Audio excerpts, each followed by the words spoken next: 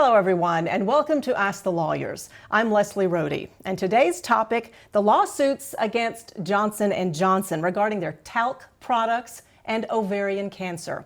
Today's guest is Brian Chase, managing partner and trial lawyer of Bisnar Chase. They're in Newport Beach, California. They represent people all across the nation, though. Hello, Brian. Thanks for being with us. Good morning, Leslie. Thank you for having me on the program. I appreciate it. Let's start with just a summary of what these lawsuits are all about. Yeah, it's really an interesting topic, and it's a very serious health issue. You would think, baby powder is sort of a non-injurious type product, right? We're all been raised our whole lives that a sprinkle a day keeps the odor away. It's safe enough for a baby's bottom, things of that nature with regard to the marketing of Johnson & Johnson. Well, what we have learned through the course of this litigation is going back to the 60s, there are a lot of studies showing a link between baby powder use and ovarian cancer. And I know we'll talk about that more in a minute and in some of the particulars, but that's it, in a nutshell, is the perennial use of talcum powder and the link to ovarian cancers. I know there have been cases all across the country regarding this. Can you tell us about some of the cases that your firm has handled? Yeah, we represent, unfortunately, literally hundreds of women who have ovarian cancer. Some are in remission, some currently going through it in the various stages, and a handful, unfortunately, of our clients have passed away. So, it's a very serious health issue, and we represent a whole spectrum of clients going through the disease process of ovarian cancer. It's got to be hard to handle and be involved in. Did Johnson & Johnson know that these products could cause cancer? They did. Again, the research started showing up in the 60s and 70s, a lot of epidemiological research showing the link between ovarian cancer and those research projects being communicated to Johnson & Johnson. I mean, there was a Harvard medical doctor doing research on this and communicating to Johnson & Johnson the links between ovarian cancer and talcum powder use. And going back before that research, all talcum powder is it's a mineral that's mined out of the ground. And 99% of what they take out of the ground, they put in a drum, and that ends up in a little plastic pretty bottle that Johnson & Johnson sells. 1% of it, less than 1% of it, is merely fragrance. Now, if you go back to those mines that have been mining this stuff since the late 1800s, there are warnings on those drums when they ship it out that this can cause cancer, possibly cause cancer. Been known for a long time. Johnson & Johnson gets that product, takes the warning off the drum, scoops in the bottle, puts in a little bit of fragrance, no warning, and sells this to us as though a sprinkle a day keeps the odor away or, safe enough for a baby's bottom, but it's not. Yeah, you're right. We've heard those lines for many, many years. So why are these products still out there on the shelves? Classic, profit over safety situation. They make, I forget how many hundreds of millions of dollars off this product. I mean, it's a great selling product. They've done a great job recently now with experts trying to debunk the decades old research of what really is going on out there and trying to make it a gray area in litigation so they have a defense and so their PR people can get on the news after they get hit with a 8-figure verdict. They even got hit one time with a $4.7 billion with a B verdict. And their spokespeople go, well, we're going to appeal this. Our research shows that it's not unsafe, that it can't cause cancer. And I think it's just because they make a lot of money on it. If I can come up with an analogy, this reminds me of when I was a little kid and cigarettes. We all know nowadays smoking's bad for you. We all know that smoking causes cancer. But when I was a child in elementary school, I remember the magazine ads with doctors in them, where the doctor says, a camel a day keeps the doctor away.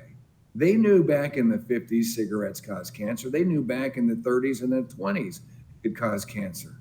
But the tobacco industry did their own research. They did ways to bury it, try to manipulate the statistics or the studies so they can have plausible deniability. That to me is the same analogy here with talcum powder. They're doing the research. They have plausible deniability, but I don't think they've lost a case yet. They may have lost one, but there have been numerous verdicts for multiple millions and again, billions of dollars against this company. So juries aren't being fooled by the publicity stunt. All right. Well, you bring up a point about, we knew about this many years ago, but what if a woman was using this? She thought it was the best thing to do for her body back in the 60s, the 70s, and she had ovarian cancer. She battled it maybe. Could she still file a claim now? Yeah, I mean, there are some statute of limitation issues, but it's really from the date of discovery. So if you had ovarian cancer years ago before a statute had, when arguably a statute of limitations would have run, but you didn't know about it until recently, that, oh, you know what, that might have been the possible cause, then you would still have a claim. So if anybody in your family has had ovarian cancer and used baby powder, you should definitely contact an attorney and investigate whether or not you still have a claim, and you very likely do. And that would apply also to people, unfortunately, who maybe have lost a spouse or a mother in a wrongful death situation as well. So the family member could file it on behalf of someone who has passed? Yes, that's true. Okay. What's the procedure to take in this case? If you don't know if you have a claim or not, what advice do you give people? Yeah, really, the best advice I could do is contact an attorney that is involved in this litigation. They will know exactly what to look for. There are certain criteria that you want to look for to see how viable your case is. And basically, rather than go through the litany of that now and arguably confuse folks, contact an attorney.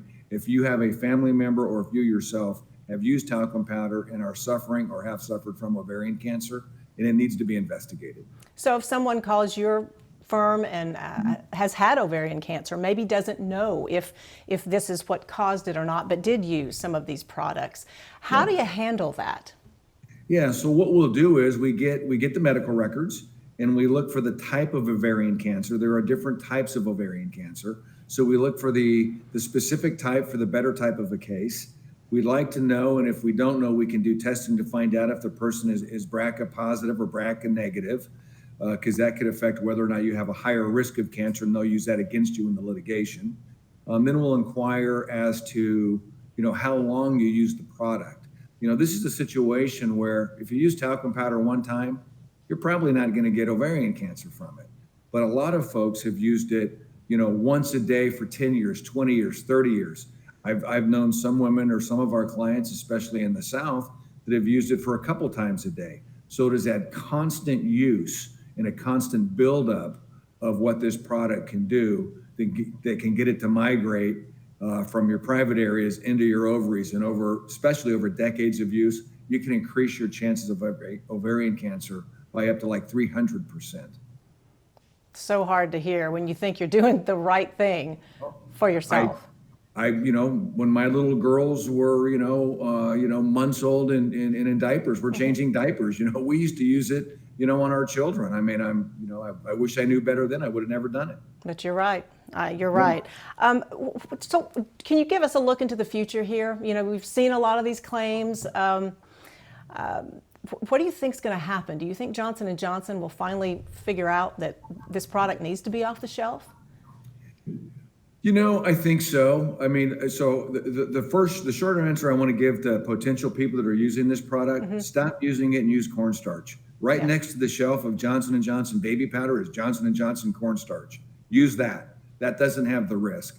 But going back to your question, Leslie, on the litigation, typically these things take, 5 to 10 years to wind themselves through the process, and then they'll end up being a global settlement for everybody and the product withdrawn from the market. I hope that's what happens. That's what I anticipate will happen, but of course I don't have a crystal ball. Currently there's litigation in California.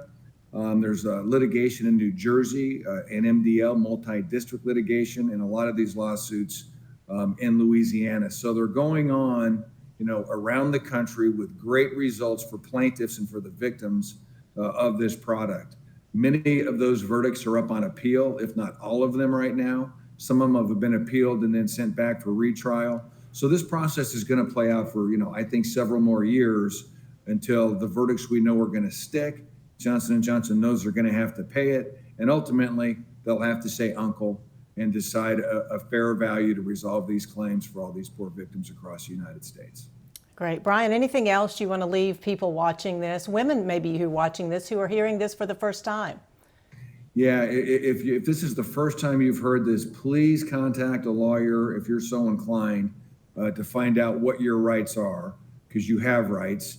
And most importantly, above and beyond all else, if you feel the need to use or not cornstarch, but rather if you feel the need to use baby powder in your private areas, use cornstarch. Stop using baby powder.